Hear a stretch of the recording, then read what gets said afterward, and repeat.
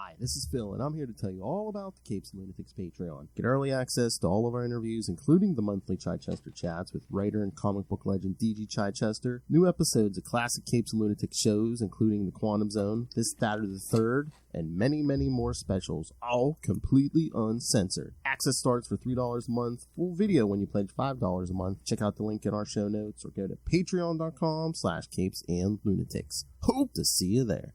Hi, this is Mark Wade, and you're listening to the Capes and Lunatics podcast. Yes, I know. Different music. Don't worry, kids. This is still a Salty and Petty episode, so... But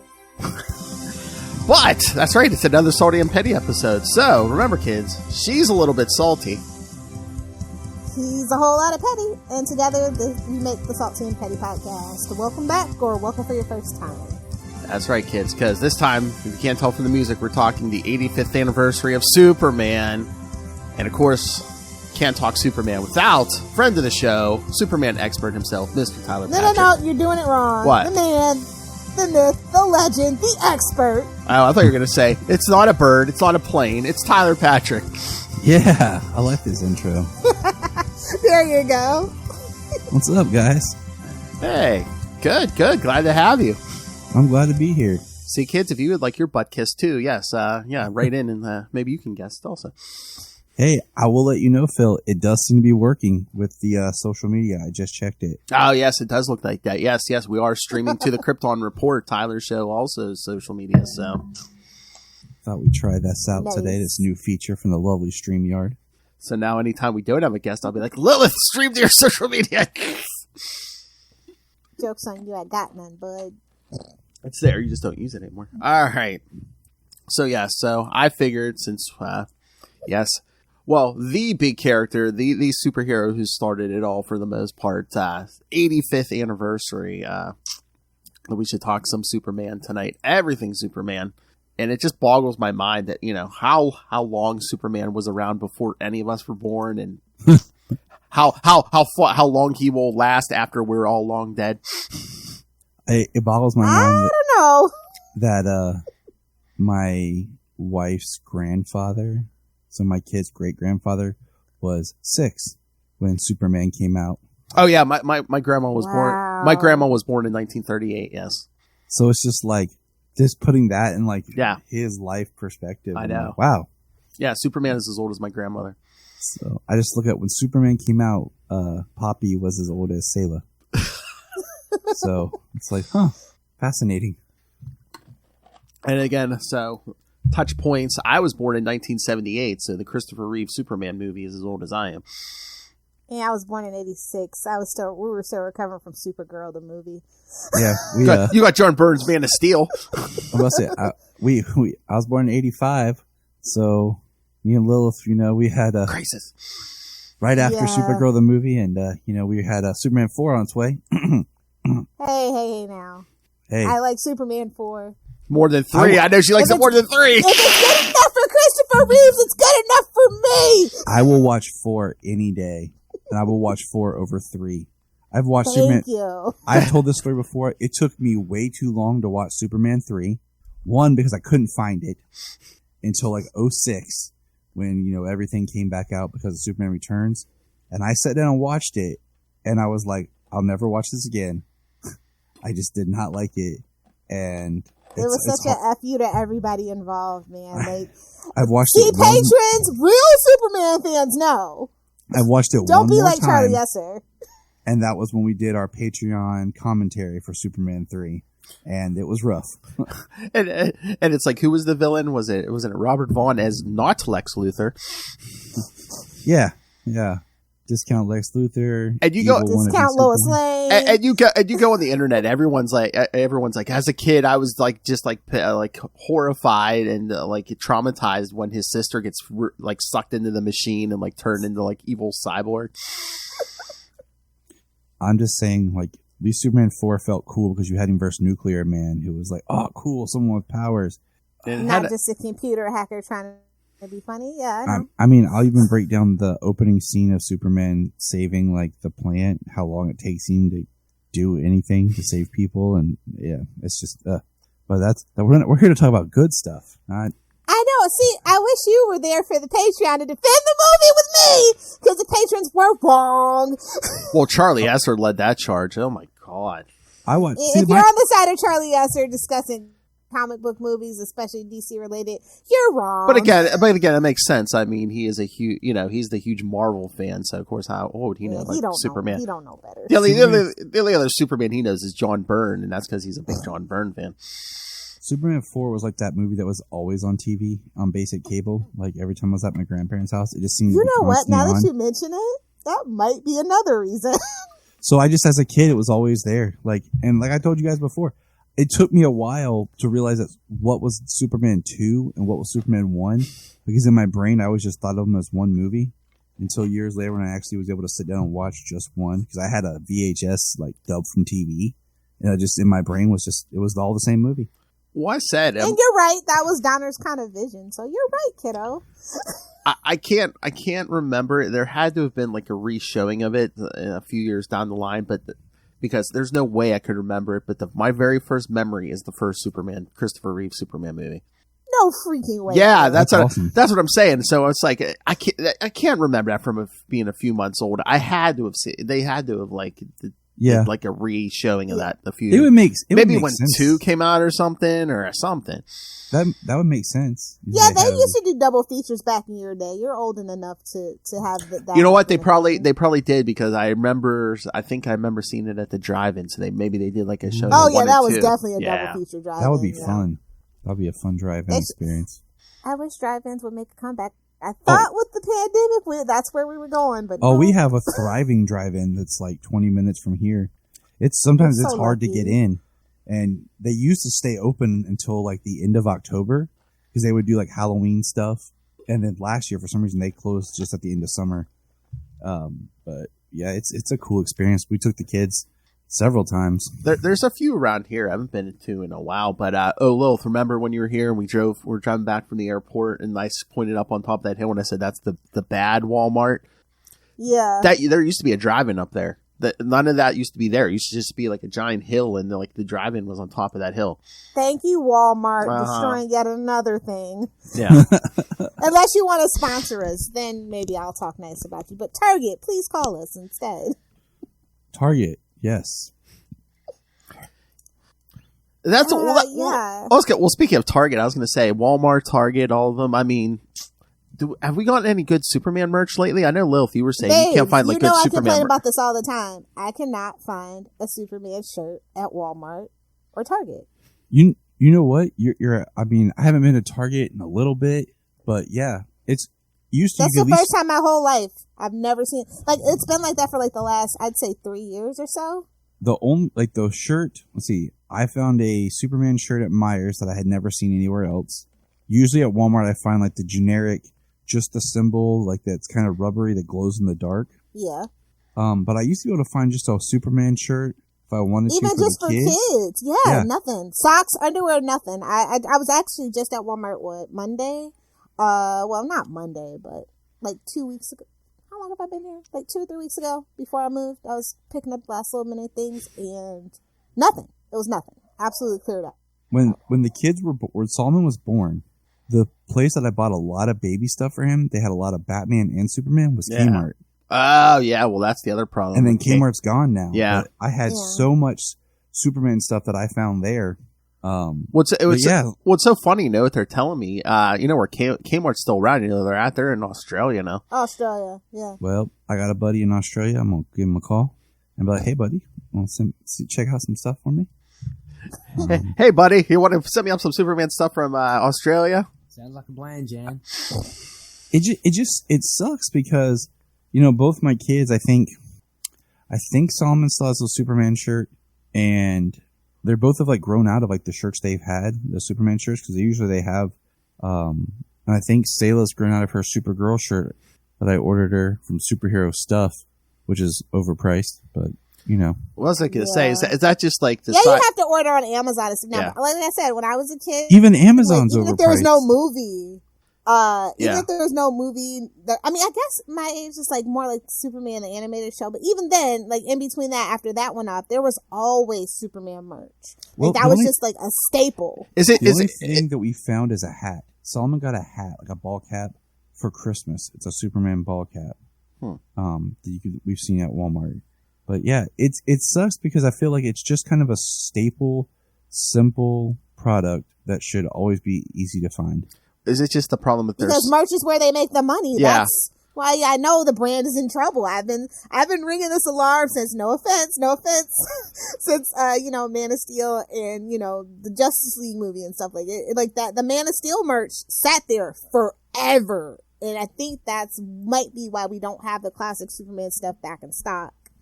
It sat there forever. Well, like okay, really so Sayla's birthday was just earlier this month, and you know what she requested for her birthday? The 6-year-old girl. You know what she wanted? The Flash. I was gonna say, I thought I saw that. Yeah. So she wanted the Flash. Like, are we talking Grant Gustin Flash, or just like because Comic you saw Flash. the commercial? Yes. Yes. Because the stuff that I got her, if you look at the picture, there's as long as it's not Ezra. Yes. There's like a banner that's all just comic book art. There was comic book art cupcakes. There was Grant Gustin, like a thing that was on her big cake. So I went to Party City and I was like, I know that they had Justice League plates that was like Batman, Superman, and Flash on it and stuff, and like a banner and a balloon. So I was like, I'm gonna go get some of that just to kind of spruce things up. All gone. They liquid, like it's gone. They don't even have anything like that for birthday parties. So is it just a thing now where it's like they're all worried about getting stuck with too much product? So now it's like, oh, we're only going to order stuff if a movie's coming out. Like, Guardians. You're going to see Guardians of the Galaxy stuff coming out here soon if it's not already out. Yeah, that was the joke. I forget where I was, probably like Earthling or something, looking for Funko Pops, and I go, do you have anything non-Ezra Miller Flash related for DC and anything non-Guardians of the Galaxy or Black Panther related for Marvel? And she's like, nope, sorry kiddo, you're out of luck. I mean, yeah, maybe. And that's just how it is now. Like Funko Pop, they made their bones on like the staples. Like, I mean, I can't even tell you how many Superman Funko Pops there are, right? I have like a bunch, but there's a bunch more that I don't have. So I really feel like it's either like close to 100 or a little over. Mullets. Yeah, I got to get that one. That's one I got to get. But I have they have like a whole set of Grant Morrison JLA figures. Yeah. Yeah. I think I have just what I can see right here, like 10 different Funko Pops of just Superman. I have a few on my Yeah, there's the one from the first comic cover where he's lifting the car. There's so many. And like Funko Pop has been like pretty much the only consistent place at this point that you can get Superman. Well, it like you said, it's just sad. Like, I've been buying like McFarlane, their Superman figures that they've put out. But even like just in toys, like they've been Batman heavy. Yeah, for like the last Batman 5 years. Yeah, heavy. Yeah. Oh, okay. I'm sorry. I'm so sorry that we made that turn as a society where Batman got more popular than Superman. Batman, my favorite character. Sorry, Ray. The chance is never zero, even when we're talking about Superman. I mean, I think it's a fair comparison, and I mean, it shook me to my core. Like I really saw that turn with the Snyderverse. It was like, oh, everybody's too cool for Superman now. I see. Nobody wants to be a big blue Boy Scout. Nobody wants to be nice. Everybody's afraid to be a Kansas farm boy. I see how it is. Well, in that too, they pump out more Batman like movies and stuff than Superman. Is it just because like? I'm sorry, Batman's not relatable. No, but I'm just saying a psycho billionaire. But it's up on the crazies, or do you want to be a nice person who helps a little old lady across the street? But does it come down to dollars and cents because like special effects wise, it's cheaper to make a Batman than a Superman movie? Is it? I don't know. Because you still have to have all the tech. Yeah. And I say it's easier to do the flying sequence. We have that down path as as just a generic, CGI effect special now and running fast and things like that. Whereas opposed to like they actually they still right now make the Batman prototype cars and like they try to make the tech as practical for practical effect purposes and things like that. So is it cheaper? I don't know. Is a Lamborghini cheaper than making a flying sequence? That's all I'm saying. Let's do the math here. I don't think that's right. Thing with Batman is the merch is you can sell a cape, a mask, a suit, a car, a toy of a car, a toy of a plane, a toy of a boat. Merch. You know what I'm saying? Sell like way he more throws merch. batarangs. Ooh. I And he's mean, got all those sidekicks. I think you're onto something, Tyler. Where does I he? mean, that's the thing. I mean, seriously, like with Superman, you can buy the suit and a cape, you know, but there's not like there's no really like supercar or super cave or, you know, they don't make a Fortress of Solitude playset. And that's why they need another TV show. Smallville had all of the merch. We had magazines, we had books, we had toys, we had comics. Well, they have. I mean, they have a show. But they haven't been doing that for Superman and Lois. I mean, they got 2 kids for goodness' sake. I know. Where's the merch? I know. Yeah, I'm loving that show. I'm like, where's the merch? It's critically praised and the fans love it. Where is the merch? That's what makes me mad. There is no merch for it. Like, there's no poster. There's no like. There's no little figures. action figure. Yeah, nothing. There's no shirt with just like this, you know, nothing. Where's the top? Crazy. Where's the tie-in novels? Right. Exactly. Thank you. I'm serious. Like, I've been so worried about that show just because I did notice that trend, and it's been holding on. But I feel like I don't know what's going on with Warner Brothers. It's like a natural no-brainer, right? You're on the CW. That's literally your target demographic of 18 to 32. They literally have kids for the teen drama. Where is the merch? What are you guys doing?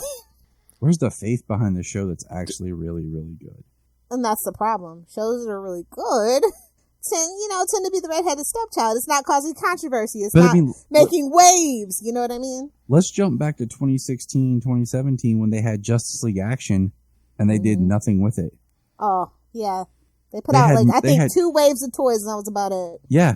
They had like the 12-inch figures and then they did a run of the 7.5 inch.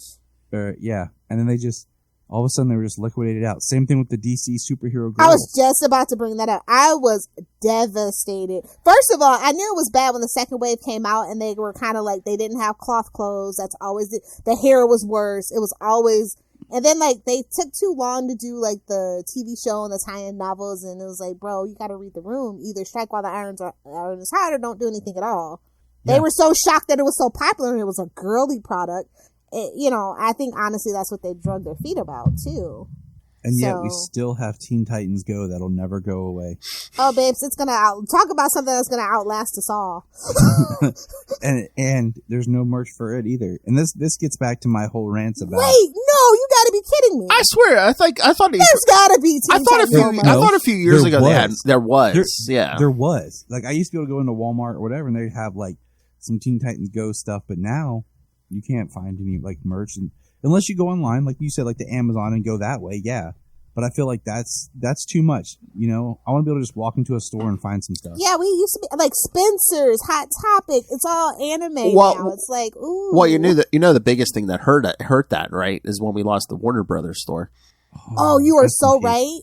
Rest in peace, Warner. But you could just walk into the mall and walk into the Warner store, and there's just Superman, well, you don't Batman. even have a Disney store you can walk into anymore either. True. It's just a sign of the time. I was shocked. Like, I walked into a mall, like, what was it, 3 years ago after not having been in a mall. It's been a staple my whole life. Like, literally since I was a little kid. Every single mall the good mall, everybody knows, the good mall has the Disney store, right? And so I go, what the hell is this? It was like a macaroon shop. And I'm like, what? When did this happen? There's a mall about an hour from me, right outside Columbus, that still has a Disney store. We went down to Kentucky to this ice cream shop. It's a comic book store ice cream shop. The whole ice cream shop's all superhero themed. And then there's another comic book store like a half a mile down the way that's really awesome. And that mall was like stepping back like 20 years. Because it had all the kind of shops that are still alive that you loved to go to as a kid. But there were people shopping. We just walked up and down the mall. It was like stepping back into the early 2000s. Experience. It was really cool. What's the name of the town? Because when I come back to the States, that's where I want to move. Like, honestly, I feel so old and curmudgeonly. Like, when I see, like, any mall that I've ever been to, like, in the last 10 years, just traveling and stuff, dead as hell.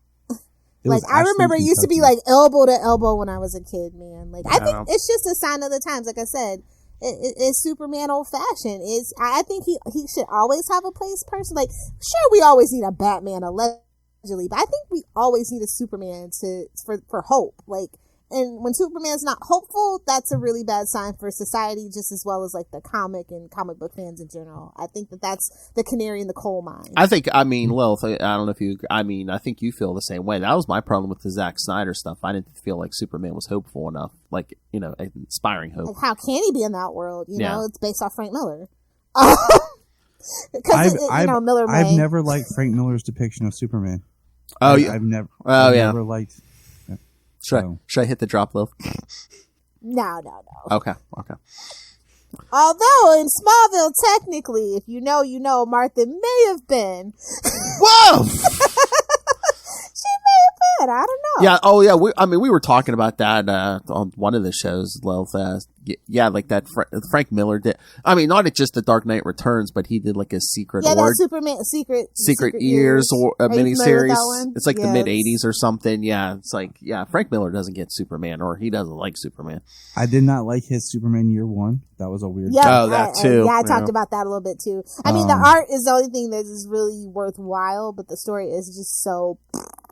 I didn't care for. I never read the Master Race 3 or Dark Knight 3, the Master Race. Never read that. But yeah, the Year One was weird. I didn't like it. But yeah, he did it. But you know where I'm going with this whole thing about why Superman is irrelevant. Do the drop. You know who I'm going to blame. Does your little thing below your name have a clue to it? Yes. Okay. Yes. The man who damaged the brand the most. Bendis. The most in like literally since I've been alive. Like even Electric Superman, Mullet Superman. Like, yeah, I can deal with those. But one thing I can't do is, I mean, just from the first issue, it absolutely gobsmacked me that he did what he did. And the book never recovered, in my personal opinion. What, aging up John Kent, or getting rid of Lois Lane, like all the things killing that the fans fought for. Killing Kandor. I mean, Kandorians, I've never been a fan, but they didn't deserve that. But he did it so like, hey, this happened without really. I don't know, like he did it, but I didn't really feel like the weight of it. Like I didn't feel like it mattered. It was just one of those things just to do. You knew it wouldn't be. You knew it would be reset eventually, right? But technically, it's not really what happened. Like we need a clean slate on that. Tyler, as Marvel readers, this is his. That's his jam. He comes in and thinks he has to reinvent the wheel every time. I mean, I could get like once or twice you jump on a book and you're like, okay, I have to reinvent. The fact that he had the audacity to name another miniseries, Man of Steel, after John Byrne, it's like, babes. The hubris. Oh, they built him up. I told you that when we covered those books. The hubris. I mean, they built it. You never come into a Superman book with hubris. You are supposed to come in humble and respect what's come before you, not bulldoze everything down. I have never seen anything like that. The only thing about those books was I like the art. Oh, yeah. He's one of my favorite. So again, they know if you're gonna really F a story up, you gotta bring in a good art.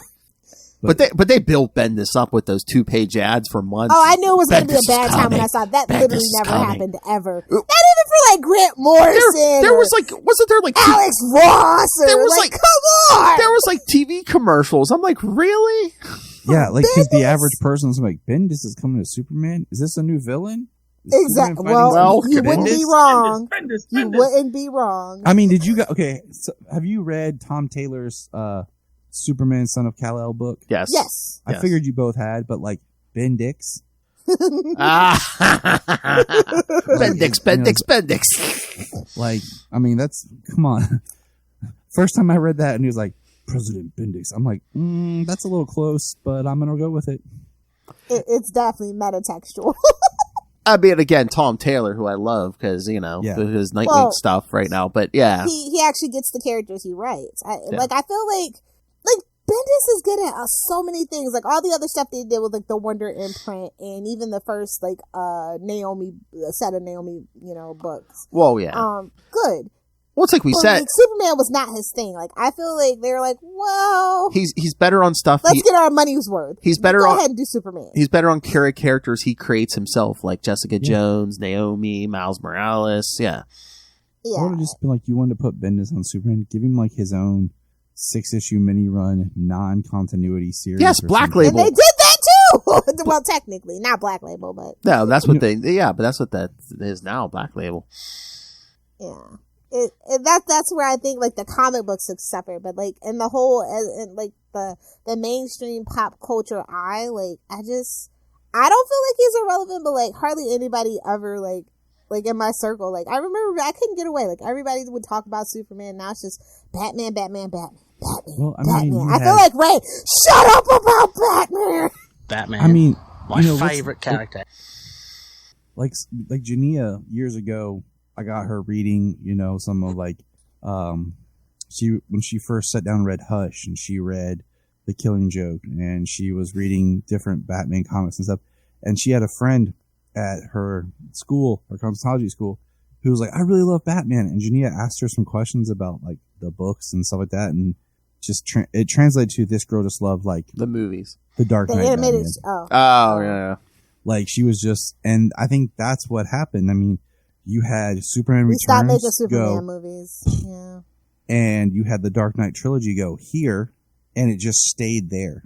Like, and your next attempt was Man of Steel, which was met like here and was divisive and is like the antithesis of Superman Returns. Like these two exist as these opposite isn't it weird? Because things, like everything Donner everything versus Snyder, right? You would think it would be the other way. People would love the Snyder like take and like really hate the Donner take because Superman Returns is based out of that Donner universe, right? It's a lot to understand. I get it, and that's their fault. It's Singer trying to be Donner, and there's things I like in that movie, but there's things that it's like Superman being a deadbeat dad, yeah, not cool. People complain Superman never threw a punch, never did anything in Superman Returns, so they do Man of Steel. What is it? Punchy. It's like they exist in this weird opposition, same thing as each other. But we've never really recovered like the bizarro of it all, yeah. And Superman Lois, I've described as like such a mixture of all eras of Superman. For anyone who's ever loved Superman, it's such a greatest hits. Yeah. Type As Superman. any Superman property should be at this point, right? 85 years of history that and that's the thing that Superman has always done so well. It has always, especially the TV shows, have honored the past. If they can get somebody from the past, they will bring them in, give them I wouldn't even say a bit role. No, there's no bit role in like the Superman universe, right? We'll bring you back. We'll find something for you to do. And that's just always been kind of the staple, the anticipation, the expectation of it all. Yeah. And I feel like Superman and Lois is so good with their characterizations to the story, but it's the property that's not been given enough attention. It's not been elevated like it should have. I mean, think about how hard they pushed the early Arrowverse stuff when, like, we saw, like you were saying, merch. We saw figures, for everything. And we have this great property with this great Superman, like, and did they even get a Hall? Did Lois and Superman even get a Hall H for Comic-Con? Because that'll tell you everything you need to know. I don't think you got a Hall. I don't think they ever have had one. So that's an indication too of the faith in the property. Unfortunately, it's also sadly this weird time. Like Comic-Con doesn't matter anymore. As soon as Superman and Lois, like the Flash is ending now, and Superman and Lois is the only thing I watch on the CW. Like I don't even watch on the CW. I just buy it digitally. When the season starts, the first episode, I just pre-buy the whole season and not even deal with CW anymore. Because that, it got bought by somebody and it's going to end up changing and be all weird. And I thought that they're going to move over to, Max now, because it's not going to be HBO Max too much longer. Dumb. That is such a stupid name, Max. I said Warner Brothers is just dumb. Max. I said it just sounds like someone's name. It's like, yes, come watch our new streaming service, Sam. What's on Sam tonight, Phil? But I mean, yeah, the Waltons will get us. Stop it. but yeah, Superman and Lois is so good. I mean, again, they give you enough of the superhero action, but they do give you like the human moments too, like the whole thing with Lois this season. I mean, well, you know what it is, right? Compelling. It's the whole Supergirl thing, right? They tried so hard to make Supergirl a thing on the big network, on the parent network, on CBS.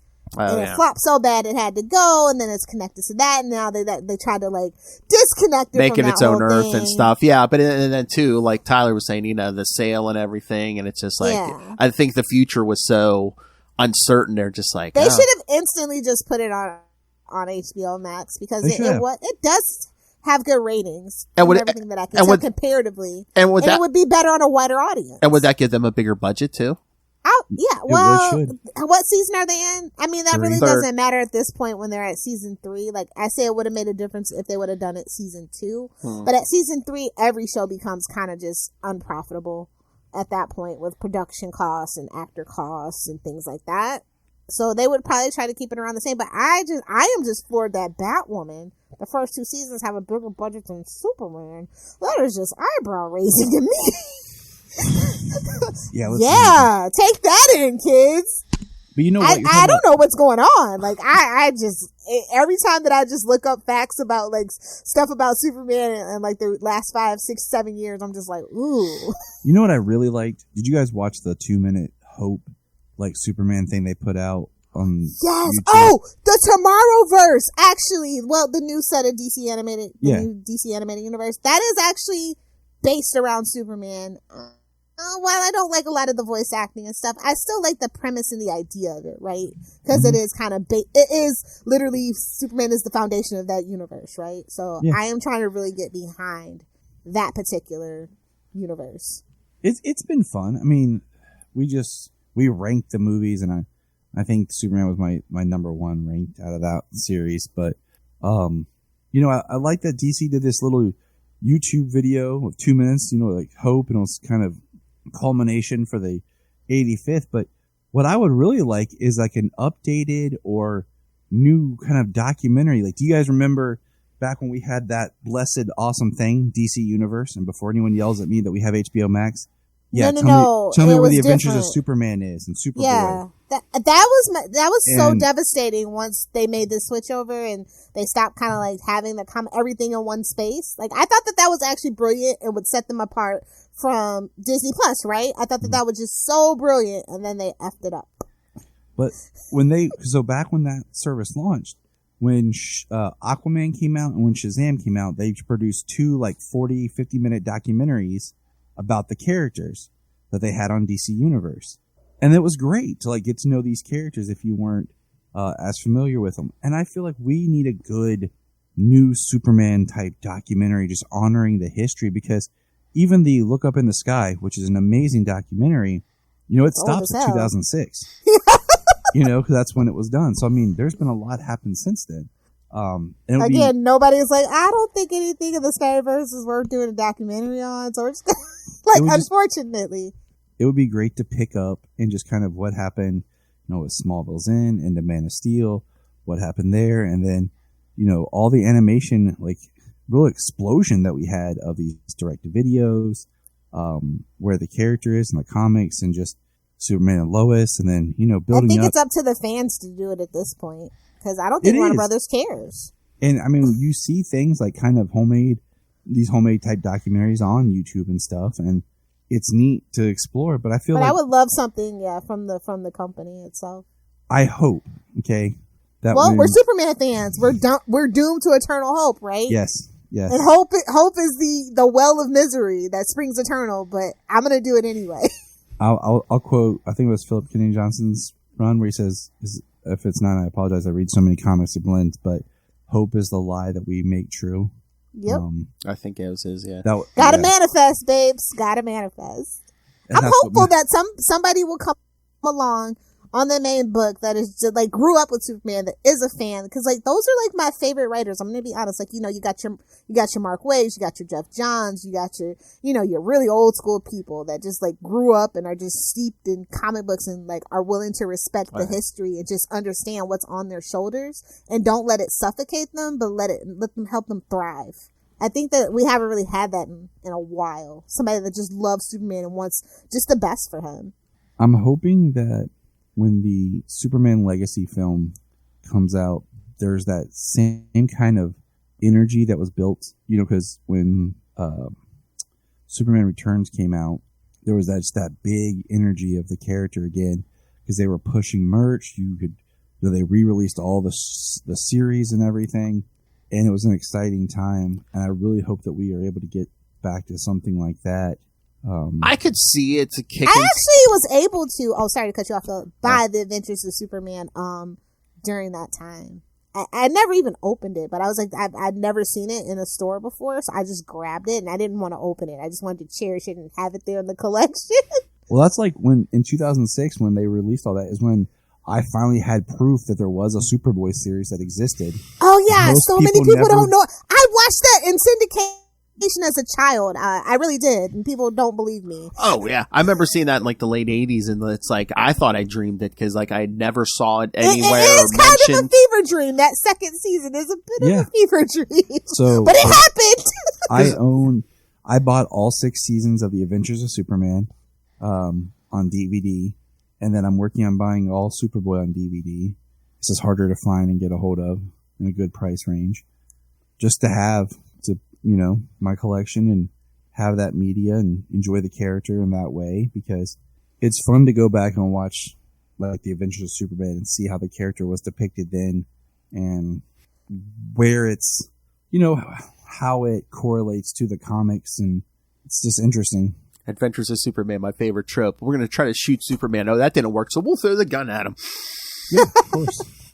But no, I was going to say with Superman Legacy, I could see that hopefully kickstarting stuff again, because if James Gunn takes like a lighter take, and if it's not so dark and stuff, I could see that. The hope. But it also can't be too goofy. No, I think he'll honor. And again, it's Gunn, so you'll probably get like a decent soundtrack and stuff. Superman doesn't need a soundtrack. You just No, but you need the iconic opening music. That is it. But it is like a doorway for some people, the music. So yeah, we'll Superman see. is timeless. You can't have a pop rock freaking soundtrack. I'm sorry. I agree with you. Yeah. I agree with you, Lilith. Like that's one of those things. Like you have to make that theme song that you choose iconic. It has to seep in to your brain, and that's really like honestly every song connected. Even Remy Zero, Somebody Save Me, absolutely freaking iconic, right? Every single Superman theme song is just iconic, and if you can't meet that, then you're doomed to fail. So even Man of Steel has a decent score. that would be a fun little contest if they Warner's would actually let them throw it out and be like, here, here's a contest. Write a song, write the next Superman theme song in it. Well, you know who we get. We get Blake Neely, duh. Oh, yeah. I mean, that's kind of a no-brainer. I mean, usually he only does TV, but... I was going to say, they probably do that with the professionals already, and they're like, here, write the next big Superman theme. I wonder who will score the Superman. We're still years away, but it's like... So, I mean, honestly, they should... and this is also how I know they just, really don't respect... They see I know that they know the brand is damaged, right? So, I would, literally that... It's always, for as long as I can remember, and just very recently did it change. It was always Superman, Spider-Man, Batman. Yeah. Now it's Spider-Man, Batman, and whoever the hell else is at the bottom. Superman's nowhere to be found on, the merch list, right? The most popular merch and, how much it sells on a year-to-year worldwide, right? Because we're living in a different world. I mean...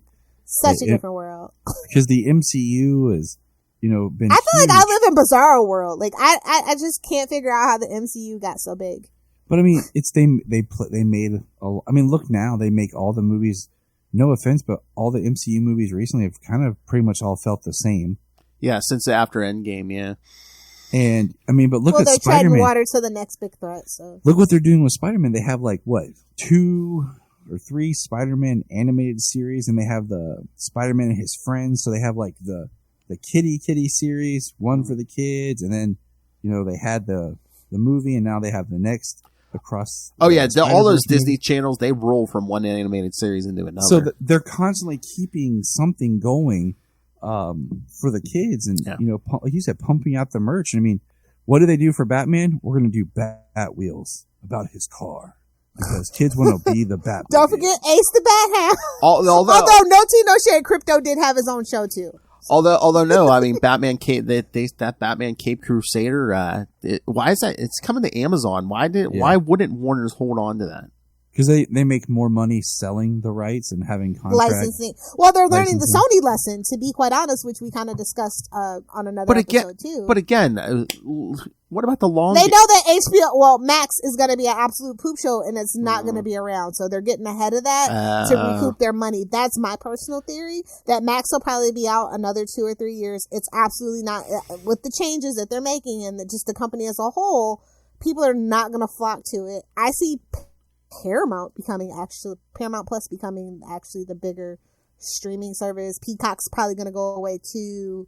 It just is what it is. Yeah, it's gonna come down to like Disney Plus, Paramount. And Netflix will still hang on because it's got so many investors. It's too big to fail. So you guys, the American people, will be bailing them out shortly. In another 5 years, I have no doubt.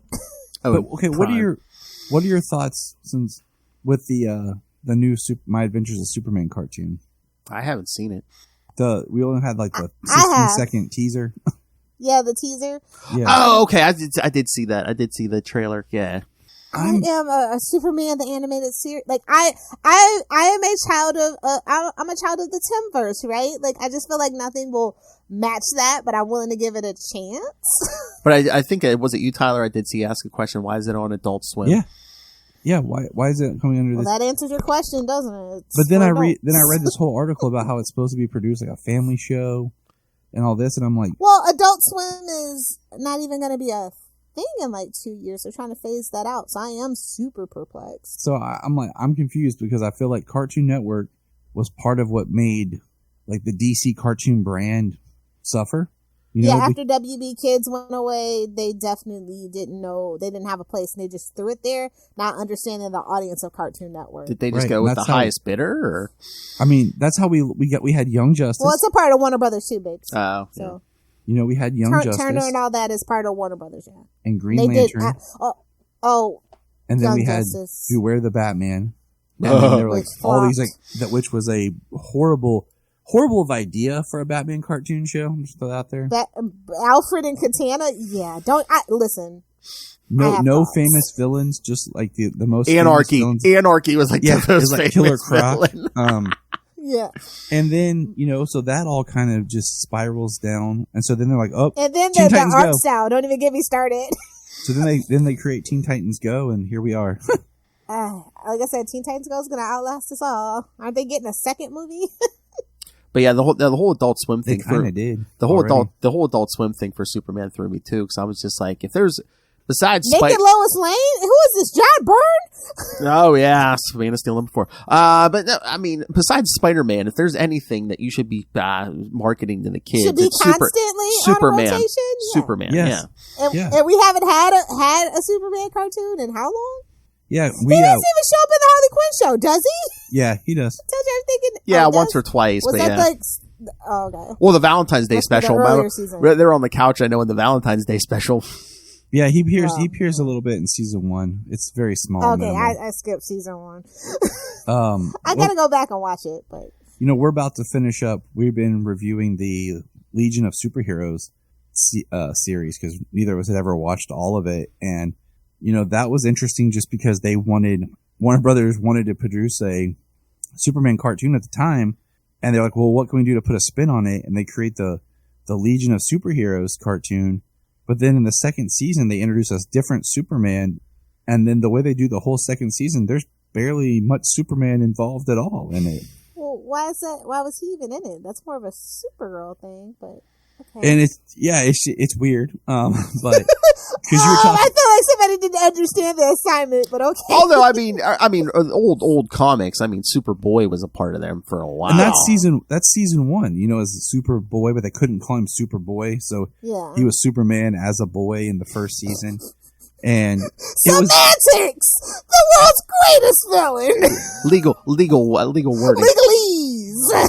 So it's just you're talking about that we haven't had a Superman cartoon, and we haven't. I mean, like I said, I really like Justice League Action. I thought that was a great cartoon that just once again Cartoon Network fizzled out of nowhere. It was like, what the heck?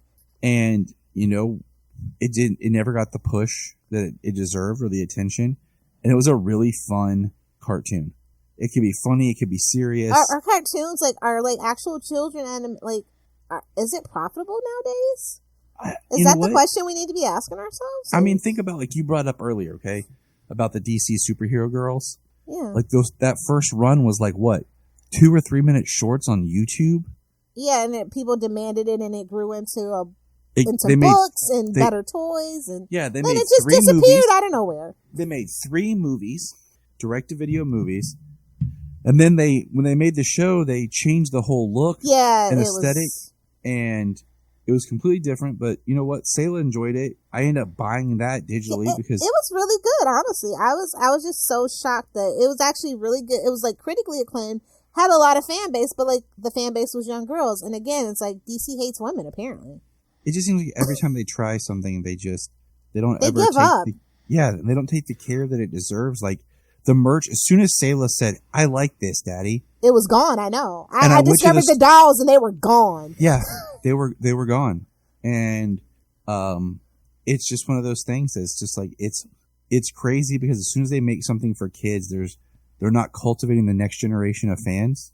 Yes, and we talk about this all the time. Yes. Oh, so do we. Like I'm like, I don't mind. Like I'm completely okay with having two like you have live kids. action. If I had kids, I would definitely like my whole house is covered in DC stuff specifically, right? Like they but there's nothing I would pass on to my kids. We watched the Timverse. Like we just Solomon set and we recorded a couple episodes for something coming in the future. And I buy as much, like I bought the Kryptos TV series. I bought the Supergirl, or the DC Superhero Girl series, to at least have them something to watch. Solomon and I sat and watched the whole Green Lantern series last year. Oh, yes. That was so a lot good. of fun. Animated, yeah. Justice for Kilowog.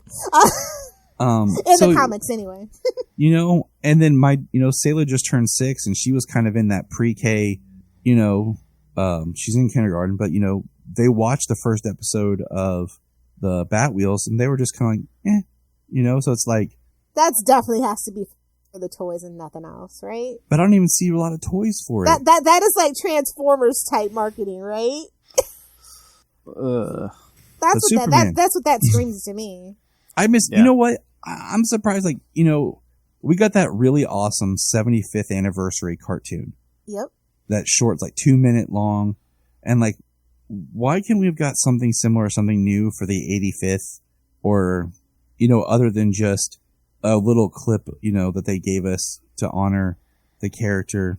I just feel like DC's not even putting in the effort to really make something that stand out that for Superman. Like, we have Batman Day every year. They send specially marketed Batman Day stuff to comic book stores. And we had Wonder Woman Day like 2 years ago or last year. When's the last time we had a Superman Day? It's in June for some reason. Well, yeah. Was it like 2018 or something last time we had a Superman Day, I want to say? Yeah, because they pushed it hard because in 2018 was the 80th anniversary plus it was the 40th anniversary of the film. So it was like a double header that year. I wanted to petition to move it to, oh gosh, yeah, not in June. I forget what day I said. Probably Smallville's premiere date or something. Well, I mean, we just had, the anniversary was now. So why isn't Superman Day in April? When the anniversary of the comic is compared to the street date of the comic, Because dates don't count. because it doesn't matter, or DC, Marvel, it doesn't matter. They don't give the respect to the comics, but meanwhile it's like your empire is built on these comics. Exactly. They don't like to be reminded. And that's why you have people who are fans of MCU who love these characters, but not the comics. And when the movies kind of settle and kind of do their thing, some of these properties I don't see really sticking around and Guardians of the Galaxy and having the longevity because they're just going to be connected to the films, and not anything else that goes forward. Oh yeah, anymore. Like right now, they don't put out any Guardians of the Galaxy stuff unless there's a movie coming. Yeah. Yeah.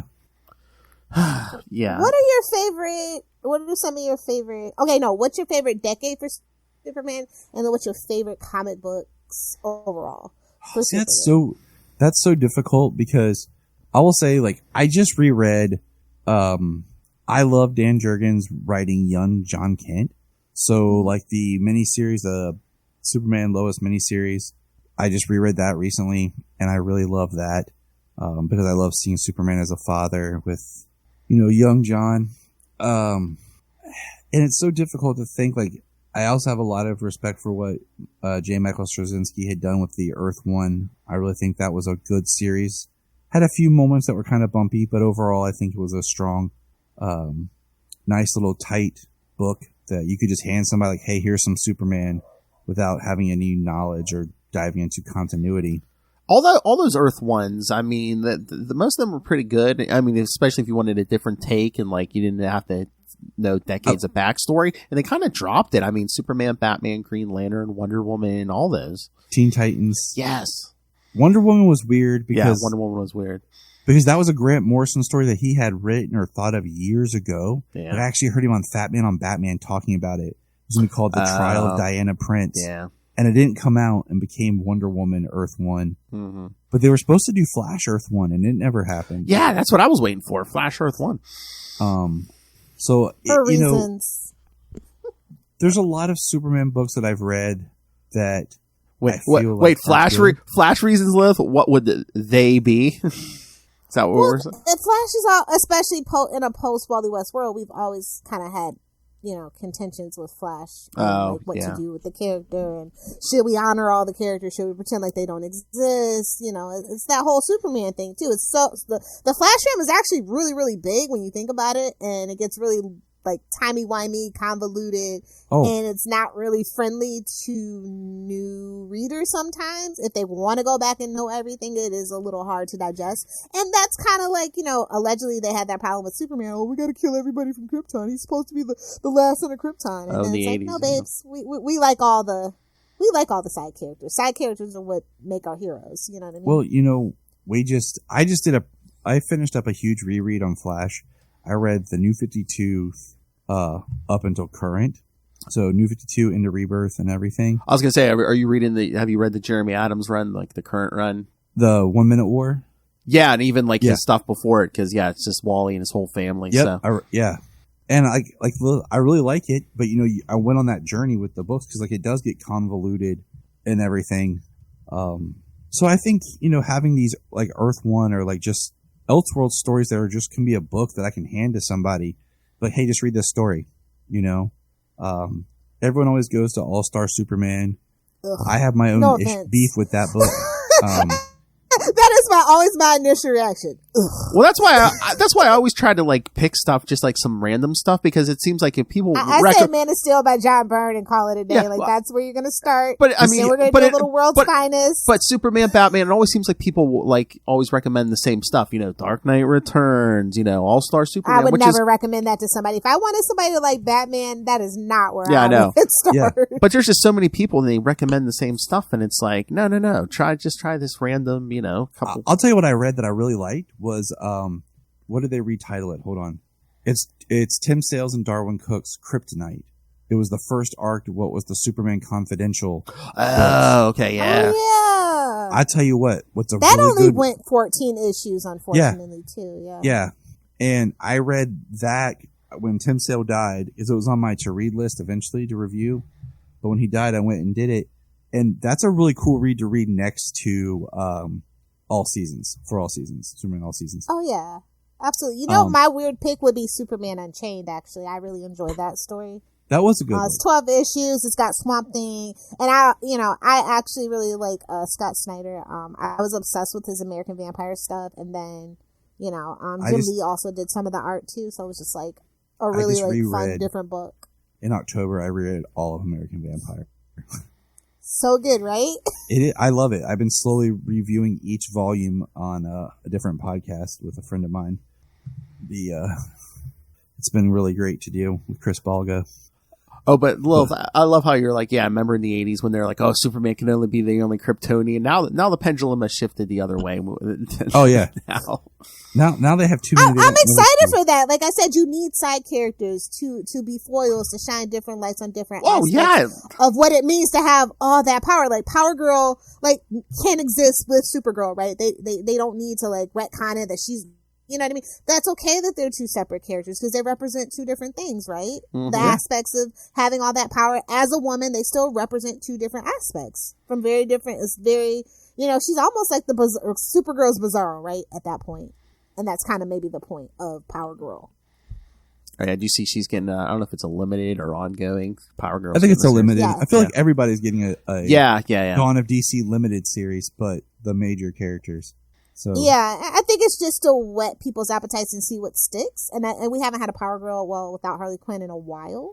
Which, although that Our Girl, the Harley Quinn book I still really liked it, even though it was Jimmy and Amanda. Yeah. Well, and again, kids, if you want jokes every 2 seconds. I don't know, yeah. But again, kids, if you want to turn these things into ongoings, vote with your dollars. Because I mean, that Poison Ivy series then, was. Though, sometimes that doesn't work because DC is. I don't know. I mean, they're gonna do what they want to do. Our Poison Ivy. Look at 5G. Look at 5G.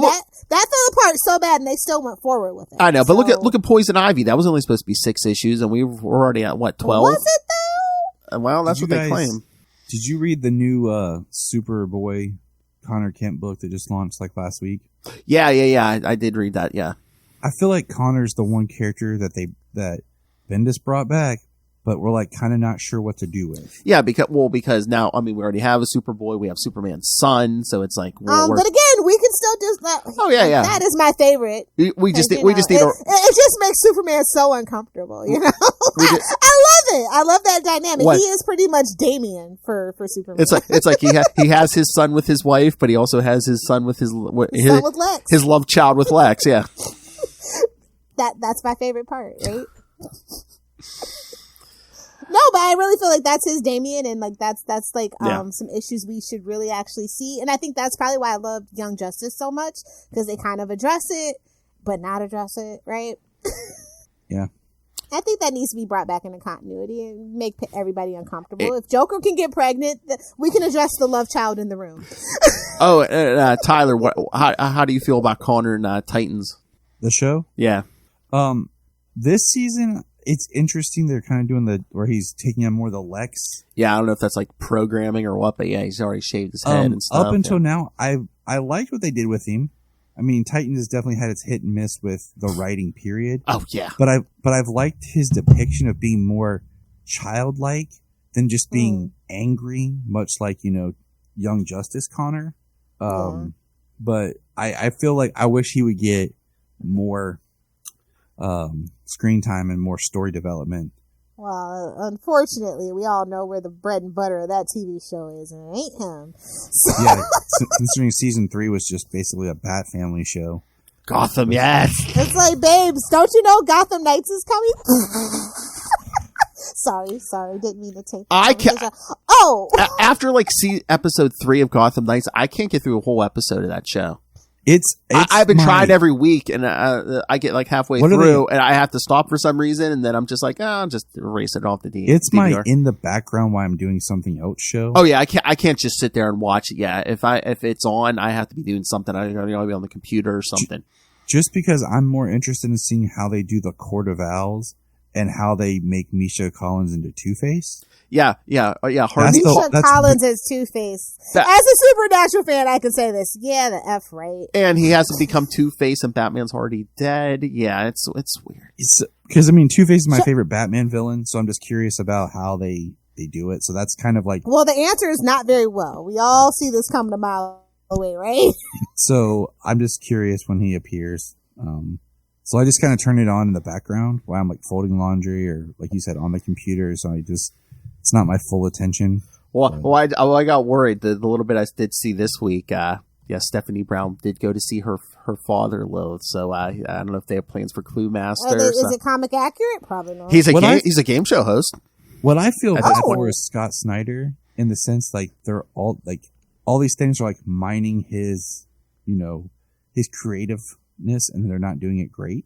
Oh yeah, the Court of They're Owls. like, okay, we're gonna do this Gotham Night show. We're gonna take the Court of Owls. Well, I hope the games don't suffer. They're like, I hope the games are like, for people that don't know. They're like, I was gonna pick it up, but then I saw the TV show.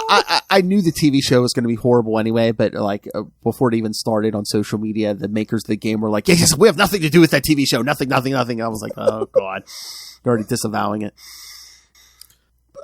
Oh, I guess I can talk about TV shows. What is your favorite? Well, is Superboy your favorite Superman TV show, Tyler? Superboy? Yeah. No. Okay. I was just checking. I don't know. You can surprise me sometimes. It's okay.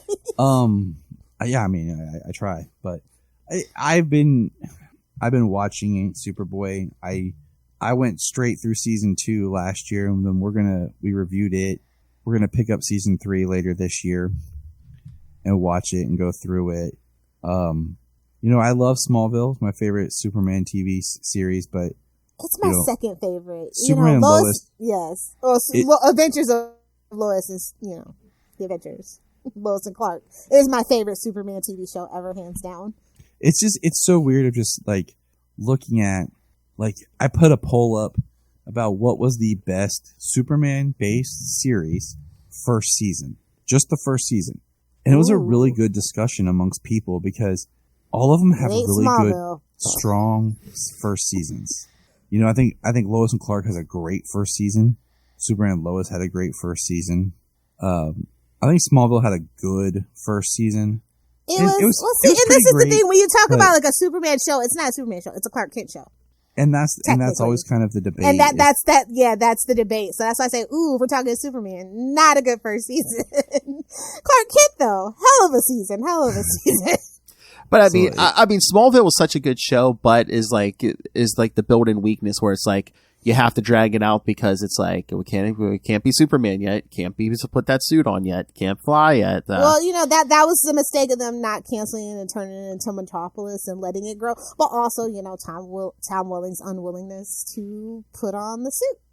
But look at your career. I mean, look, and I can say this as a fan, and I protect him with all my heart on the internet. But look where it got you, playing Kane on Lucifer, or the Winchester show playing Campbell. I watched the first episode of that show, and that's it. Just to say that I did, but that's a different podcast. I refuse. Sorry.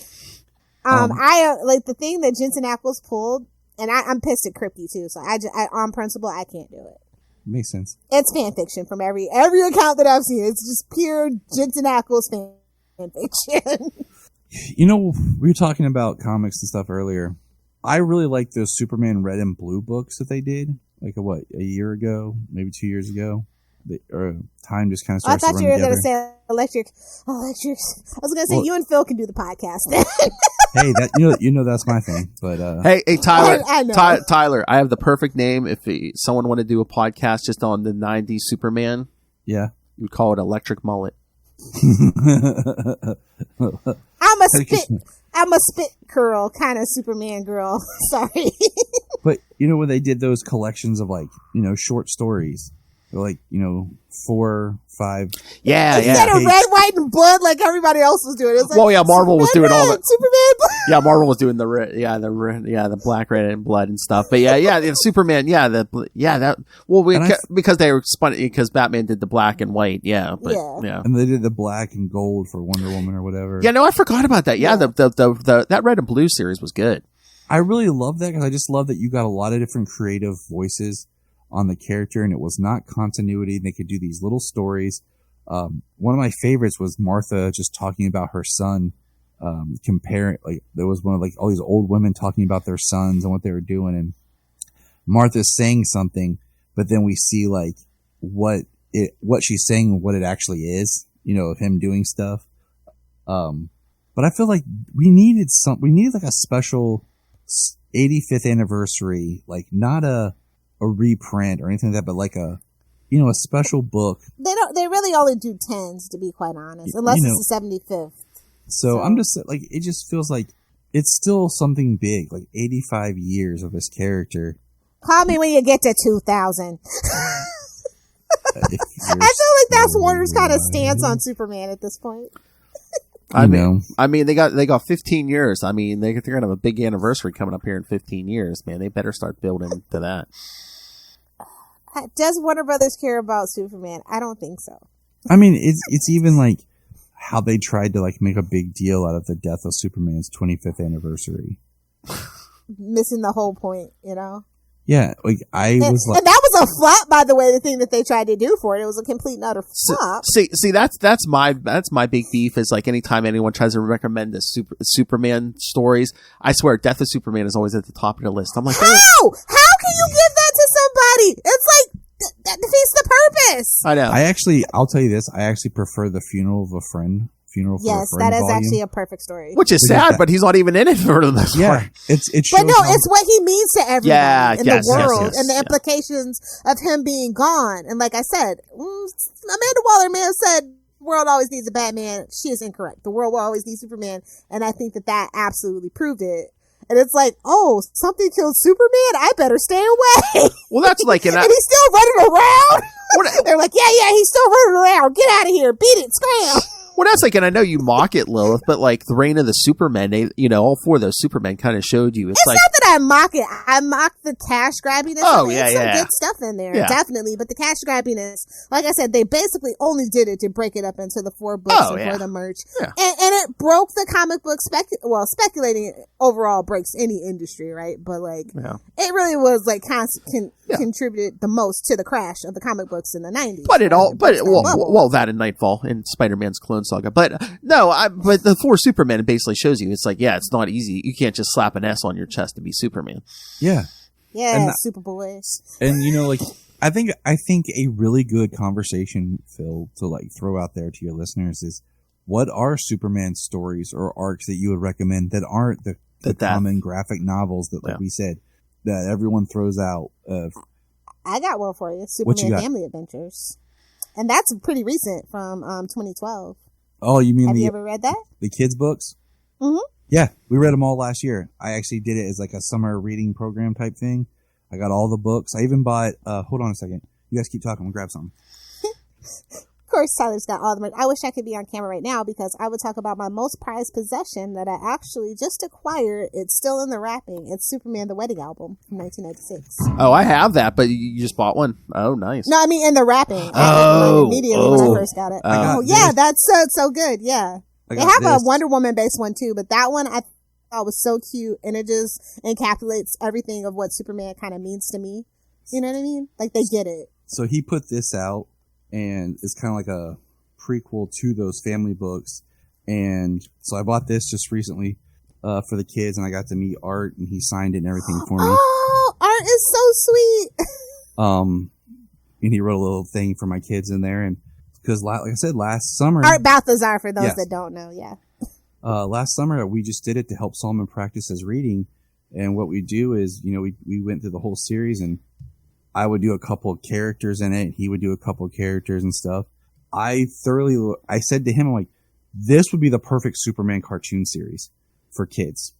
Even with the way that it's drawn, you could very easily animate this type of drawings. That would be an amazing series, a super family series based on these books would just be. Because at the heart of Superman is family. Like, he's a cornbread-fed Kansas boy that was taught good manners by Mom and Pa Kent. That's where it starts. Any story with family gets Lilith Hellfire, and that's why she loves the Fast and the Furious. Olive Garden and Corona, baby. Olive Garden and Corona. Carbs and more carbs. Oh, but did Lilith, I know she's one of your personal favorites. Did you see there's a Lois Lane young adult thing? Is it out? I don't know if it's out yet or it's coming out. So those graphic novels that they've been pumping out are not great. I would just say that. There's the Catwoman one was really good. Well, Young Catwoman was really good, but everything else has been kind of not so great. Yeah. So we'll see how that goes. Yeah. Yeah, that just looks weird. Yeah. I mean, if you want to really get to know Lois Lane, if you can find them, my favorite thing is, Superman's girlfriend, Lois Lane. I know, as crazy as that title sounds, it's actually really, really good Lois Lane stories. That's pretty much why I love Lois Lane and will defend her with all my heart. I got to read those as a kid, and they're really good. What I said? Especially for the time, when Iris and every other female love interest was kind of like just not important. Like important, but not important to have their own book. Hangry, remember that? Love Hangry. Oh, yeah. Oof. We covered the first couple appearances of the flat of Barry Allen, and it's like every issue. Iris He's taking her out to eat Iris at a diner. Iris was just like, "Where's my food? Where's my meal?" She's like, "You're late. Feed me." Product of the time. 1950s. But I think I recommend people getting to know like the side characters of Superman, because I feel like they really inform Superman as a character. Like Lois, Jimmy, even Superboy, right? Like I'll throw out Bibbo. Like some of the more recent versions of Bibbo I've really come to like. That's a good. Oh my God, he was so big in the 90s. But I really like the Bibbo from the Death of Superman, Reign of Superman animated films they did.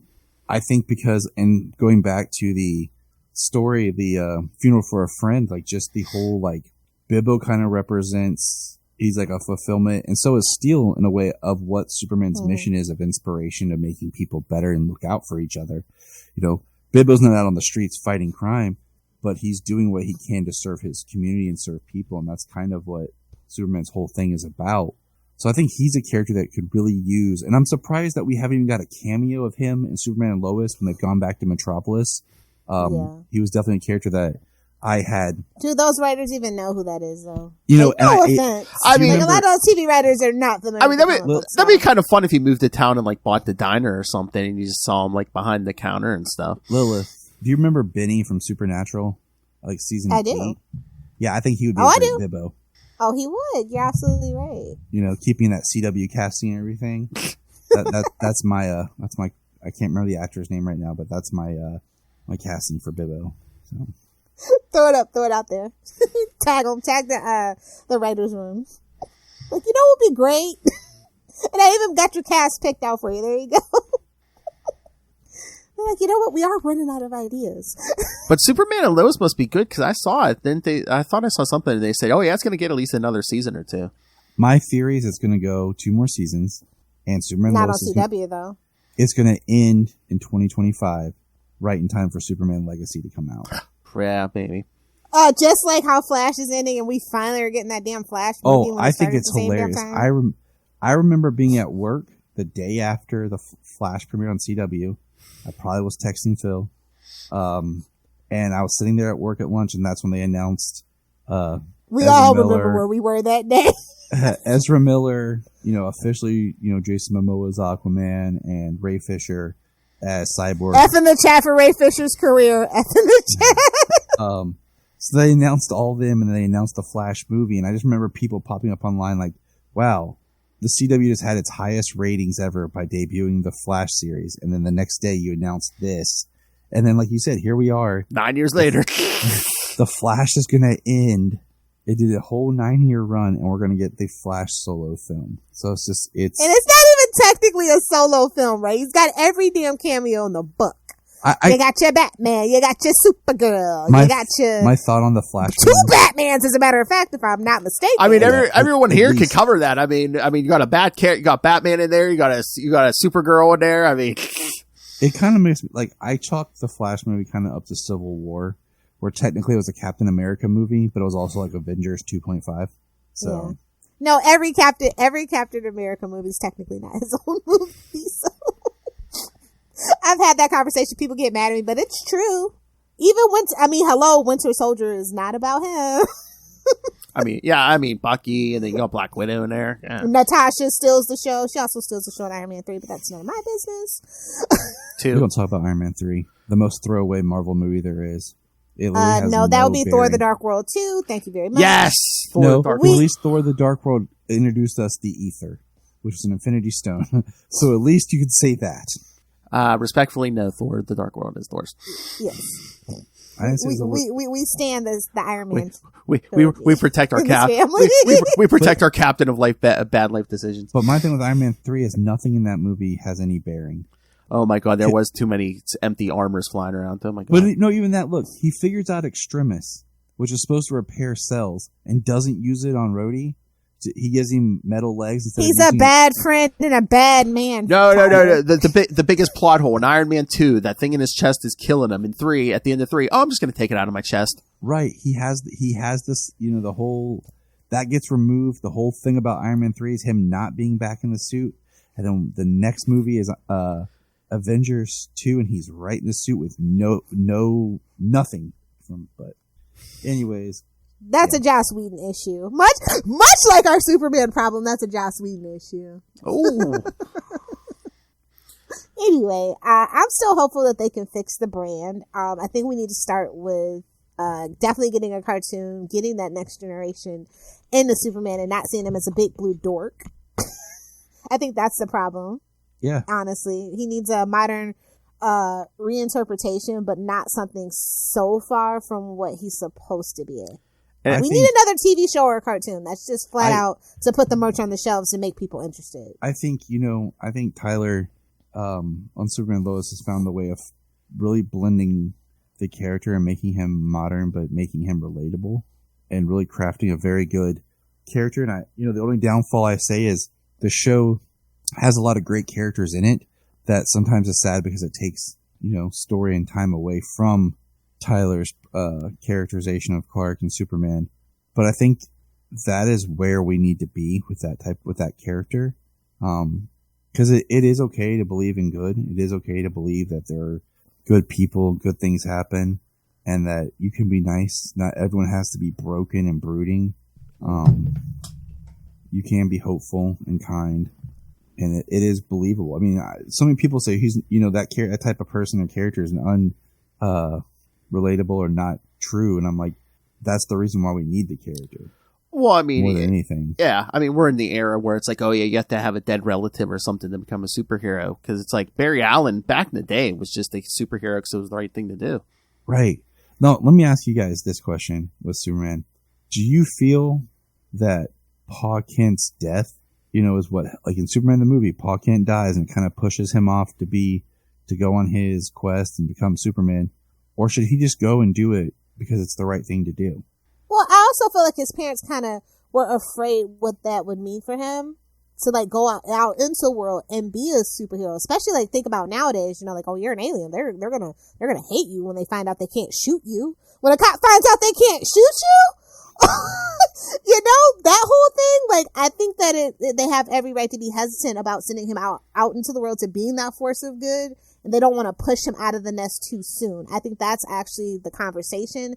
And it's like when his dad dies, it's like, well, and even in Smallville to an extent, Jonathan kind of was always the person, right? That's like, no, Clark, you do it from a distance. Don't debut yourself. And, that's what held him back. But like Ma Kent, had a different opinion, and she kind of pushed him out of the nest into the world because she always knew that's what he was meant to do. All right. But she didn't want to fight with her husband. I think that's my personal take on it. All right, you two, what is better, when the parents like kind of pass away before he starts, or at least one of them, or like in like Lois and Clark, or in like some of the later comics where it's like the parents are still around? Yeah, I think they should stay around because I like the idea that Superman doesn't have to become from personal tragedy. Yes, he has the tragedy of his and they're own planet. rooting for him. Yeah, but I also love the phone calls that they used to have. It was so cute. Like, wasn't it in Tom Taylor's book where we have the great scene with John Kent where John Kent tells Batman how he talked with Alfred? Yeah. Yes. Father to father. Yes. And so I like the idea that Ma and Pa kind of just welcome everybody in his family. So any of the DC characters. Well, especially the super family, like Connor would stay on that farm for a while. Yeah, and then John, his grandparents. Like Bruce, even just, I think it works because everyone else has come from such a broken background and loss of family and parents. But having Superman still have his adoptive parents, I think just gives a difference to the character. And I feel like, eventually if Pa dies when he's active, that's a story element, But I don't think that it needs to happen that pushes him into being Superman. I think that they just need to be around. Like that was one thing that was so great about Lois and Clark is you had both the parents. And then, so. But again, we also want to reflect society, and a lot of people come from a one-parent household. I think that had a lot to do with it too. They were trying to read the room, but like it doesn't matter. You have, we have a lot of those characters that we have so many of those characters. So I think I always look at Superman needs to be a little bit different, but also he still needs to be relatable. But it kind of needs to be the character that we all wish was real, and that kind of beacon of hope and something to be aspirational towards. Like, I totally agree. Like, I hate when people say that Superman's boring. I'm like, babes, you're boring. I hate to break it to you. You don't even know that. This tells me that you don't know the character. Like, so let's talk about the character. Like, read some 50s Superman. And like I saw someone say before, it's like, oh yeah, it's Superman's story so boring. The ultimate immigrant story. Yeah, okay. So many allegories to be told. So many, things. Yeah. Although I don't think that Superman even needs to be that political. You know what I mean? No, I don't. I think Superman's the one character that doesn't need to be political. That he just does the right thing for whoever needs him. I think because if we make him political, we're going to lose him to the alt-right, and he's going to become a Nazi symbol, despite being written by two Jewish people. If you want to make a character dive into politics, that's what Green Arrow is for. Hello. Preaching to the choir, brother. That's his thing. Oh, Is I think Superman needs to be that character that he'll protect and take care of anybody just because you're a human life. Mm-hmm. I think we definitely need that. I'd much rather see a Superman symbol than a Punisher symbol on my off-duty cop's car if they live down the street from me. That's all that I'm going to say about it. And again, Superman should, besides what he represents, he should be the guy who's outside of politics because, as human as he does act, he is from... I'm just waiting on people to be like, but you love Superman 4. I love it because Christopher Reeves loves it. And that's something that I think Superman might have to do to save humanity from themselves. But the thing is, that's whole thing. He's not representing one country's interest. Exactly. He's trying to represent the world. Again, Superman 4. That's my point, yeah. Superman 4. He's trying to save the humans from themselves. Superman 4, he disarmed everybody, Exactly. He's no red sun, comrade. That's another story. Yeah, then we can start on this. All right, let's cut it there. Perfect. There's so much more to go into, but yes, all right. Yeah, he's so passionate. In me, at least, it inspires so much passion. It's nice to it's nice to talk positively about Superman and not just always have to be like, oh. Well, that's how the character should make you feel. Yeah. I just feel bad for people who don't feel that inspiration when they see Superman. Like, a lot of my favorite, social media people, the aspiring Kryptonian, the John who dresses up as the Black Superman, but not the Black Superman, it's just Superman. Connor McKenna. Oh, can't forget Connor McKenna, yeah. Just saying, some of my favorite people, they get it. The people that get it, get it. The people that don't. And I feel bad for you. And of course, put the respect on it. Mr. James Cole. Yeah. The man is still himself. Superman and Fred. Chuck Norris runs when he sees him coming. All right. So yes, Tyler, thank you for joining us again. Of course. This wouldn't have been the conversation it was without you. And kids, if you want to listen to this man talk Superman, you can hear him all the time on the Krypton Report. Tell them about that, Tyler. So Krypton Report is it's a Superman based podcast, but we do cover all things DC. In June, we're planning. June's a big month. We have the 10-year anniversary of Man of Steel. Of course, Superman Day is in June, and then the Flash is coming out. We're going to dive into some Flash stuff there and kind of go through that character's history. You can catch us on YouTube, Facebook, Instagram, Twitter. Just look for Krypton Report on all your podcast platforms. Yay. Thank you. All right. And of course, where you can catch us, kids.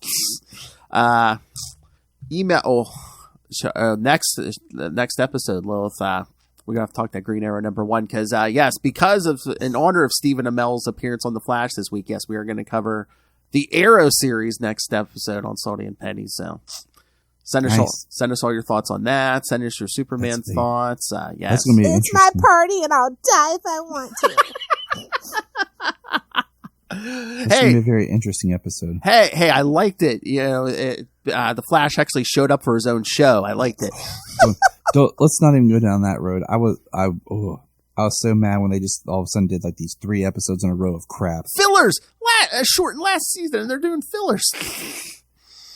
The rest of the last, 4 episodes There's we have 4 left? episodes left, yeah. Yeah, they better be knock me in the face amazing. Well, the final countdown. the preview I saw for next week, I saw Eobard, so I think... yeah, we're ramping up. You knew he was coming back. My only question: Will we be in that house the night his mother died in the final episode? It'll be the whole cast in that house on the night his mom dies. There's gonna be 50 Barry Allens. That's all it's gonna be. Iris whispering, "We are the Flash." All the time traveling 50 Barry Allens. I'm your lightning rod. That's all you're gonna hear. Those 2 phrases. No. Okay. This is what I want to do. I want to come up with a list and. Maybe live. Bingo card. Yes, maybe live tweet the last episode and play Flash bingo. It would be who is going to say and how many times are they going to say run Barry run in the last episode. Yes, and how many times are they going to say level up in the last episode? Do it, bud. Do it. I just need to come up with a list. Yes.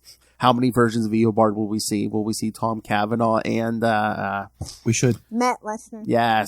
Yeah, we should. They should fight each other. I saw I saw Lencher in the preview for next week, but yeah, we need. You stole my face. We need Cavanaugh back. Face off. two true psychopaths. All right, so yes. All right, so send all those thoughts. Yeah, you get again comment on the Superman. Send your Arrow thoughts. And we'll talk Green Arrow #1, Lilith. All right, so email this show, saltyandpetty69@gmail.com. Yes, you can tell Lilith is on this show, saltyandpetty69@gmail.com. Or call the voicemail 614-382-2737. That's 614-38-CAPES. And remember, you can find all things Capes and Lunatics, episodes, social media, merchandise, the Patreon. Again, join the Patreon elite. If you like to get bullied, become a part of the Patreon elite. Yes, join. And please, ladies, please join the Patreon. It's such a sausage fest over there with Ray, Russell, and Justin. So, yes, please. We need some clams and yams. Exactly. Appreciate it. So, yes, so you can find everything at tubespace.io/Capes and Lunatics Podcast Network. That's tubespace.io/Capes and Lunatics Podcast Network. It's right down there in the show notes. All right. So, once again, we're going to play us out of here, Phil. Yes. Find these. Once again, Superman. We had to switch up the music. Because unlike DC, we respect Superman. That's right! True bastion of hope. And again, DC, if you ever need any help with comics or anything, I mean... We have ideas. I see 3 people right here that'll... I have thoughts. I've written some stories. I will work very cheap. I just want a credit in the book, and yeah, go check out some Capes and Heroes Lunatics. and Cloaks. Heroes and Cloaks. I go check out some Capes and Lunatics. Yeah. James Gunn, call us.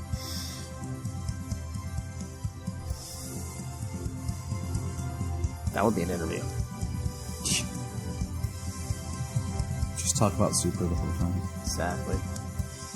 And Slither. The S means hope.